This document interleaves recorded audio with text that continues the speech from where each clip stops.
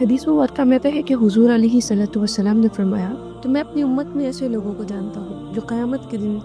تہامہ پہاڑوں کے برابر نیکیاں لے کر آئیں گے، اللہ تعالیٰ ان کو فضا میں اڑتے ہوئے ذرے کی طرح بنا دے گا۔ تو حضرت ثوبان رضی اللہ تعالی عنہ نے عرض کیا، اللہ کے رسول صلی اللہ علیہ وسلم ان لوگوں کا حال ہم سے بیان فرما دیجیے اور کھول کر بیان فرما دیجیے تاکہ لا علمی اور جہالت کی وجہ سے ہم ان میں سے نہ ہو جائیں۔ تو حضور علیہ صلوۃ والسلام نے فرمایا،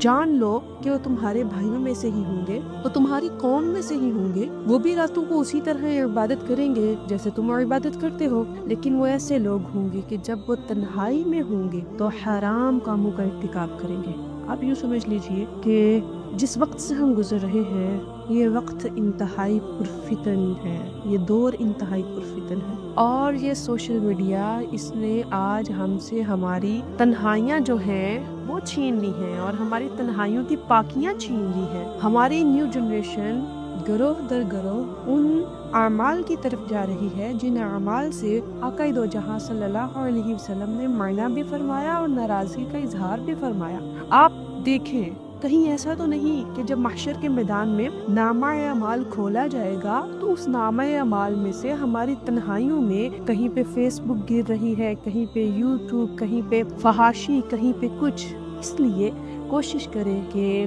جب تنہا ہوں تو ذکر اللہ کریں، اپنا تعلق جو ہے وہ اللہ سے جوڑنے کی کوشش کریں، اور اگر اس کا استعمال بھی کریں تو خیر والے استعمال کریں، اور برائی سے جتنا خود کو بچانے کی کوشش کریں گے،